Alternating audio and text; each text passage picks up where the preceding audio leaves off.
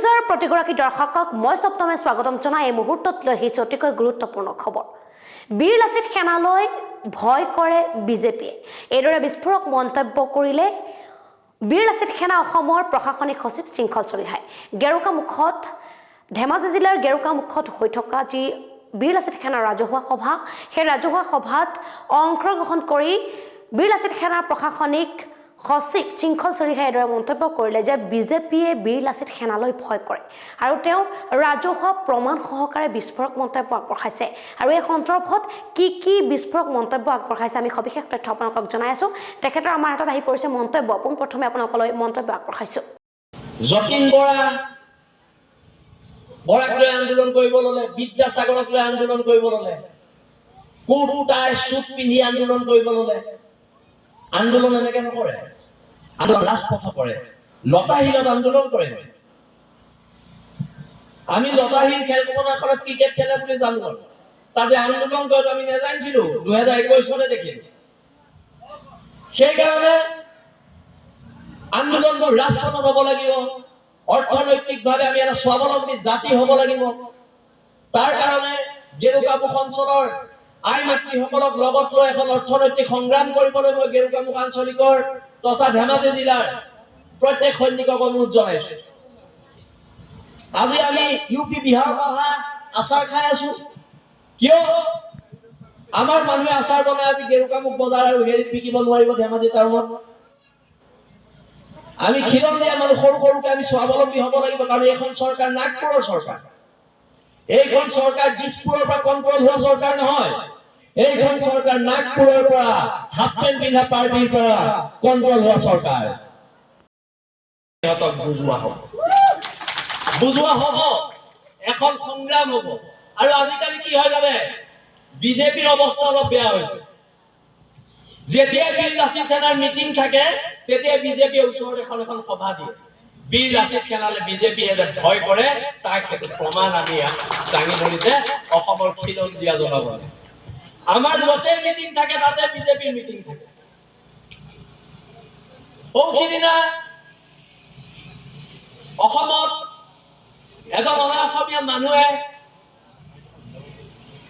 এজন জাতীয় সংগঠনৰ ল'ৰাক ফেচবুক লাইভ কৰি চৰ মাৰিছে। আজি 1 বছৰ আগৰ কথা।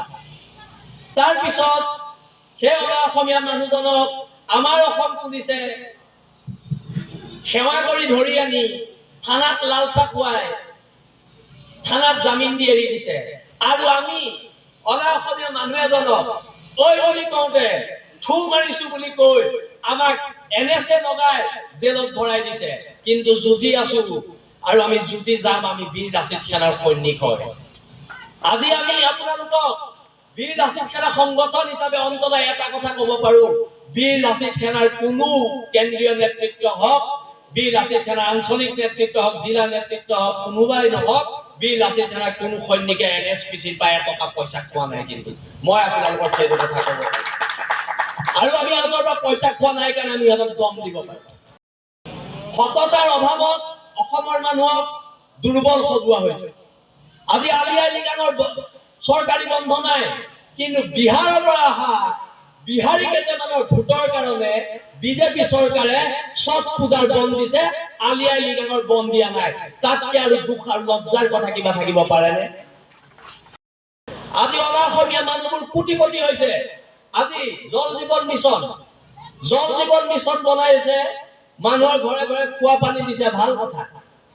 জল জীৱন মিছনৰ কন্টেক্টত কেইটা আমাৰ খিলঞ্জীয়া মানুহ আছে, কেইজন মিচিং সম্প্ৰদায়ৰ মানুহ আছে, কেইজন আহোম সম্প্ৰদায় আছে, কেইজন কোচ সম্প্ৰদায় আছে, কেইজন কলিতা সম্প্ৰদায় আছে।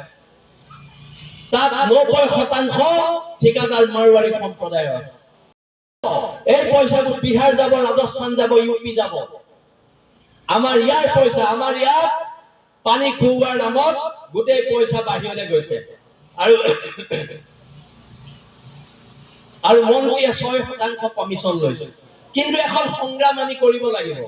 কোনোবাই আমাক দুৰ্বল সজাব, আমি দুৰ্বল হৈ যাম, এই কথাটো নহব।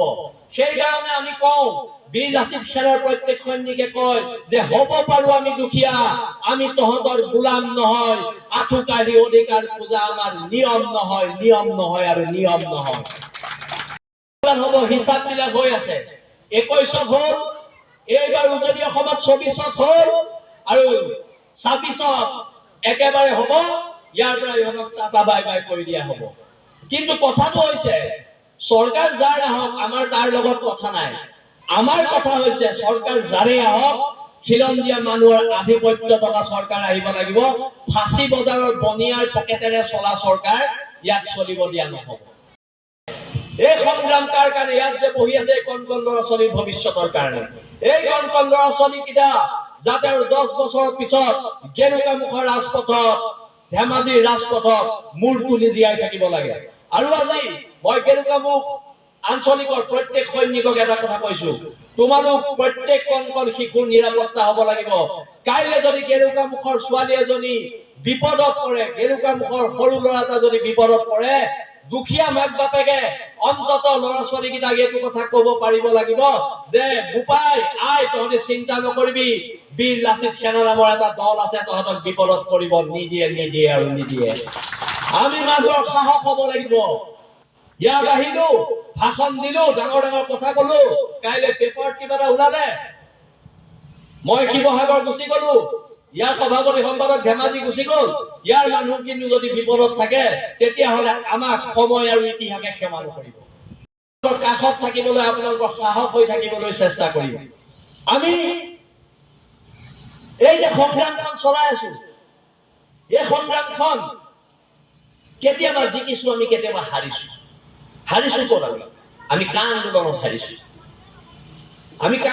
হাৰিছো কা আন্দোলনত পাৰ্টিয়ে এতিয়া আমাৰ অসমখন কণ্ট্ৰল কৰি আছে আজি হিন্দুত্ববাদৰ নামত ভণ্ডামি চলিছে আমাৰ নামঘৰ এটা ঠিক কৰিব পৰা নাই আৰু অযোধ্যাত গৈ ৰাম মন্দিৰ বনাই পেলাই বাহ ল'বলৈ আহিছে অযোধ্যাত ৰাম মন্দিৰ হওক বাবৰি মছজিদ হওক আমাৰ কি কথা আমাৰ বৰদোৱা ঠিক হ'ব লাগিব আমাৰ আউনীআটী সত্ৰ ঠিক হ'ব লাগিব আমাৰ ঢেকীয়াখোৱা নামঘৰ ঠিক হ'ব লাগিব আমি আমাৰ সম্পদসমূহ এখন চৰকাৰে ঠিক কৰিব পৰা নাই আৰু নাগপুৰক তেল মাৰিবলৈ যিকোনো পৰ্যায় যিকোনো তললৈ যাব পাৰে সেইকাৰণে